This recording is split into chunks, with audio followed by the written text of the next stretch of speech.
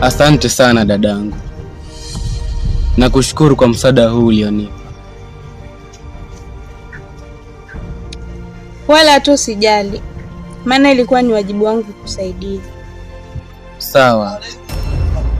Na nimesikia ukitaja kuhusu kaka.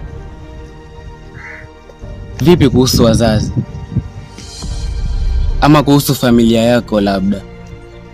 Unaweza kunipa maelezo?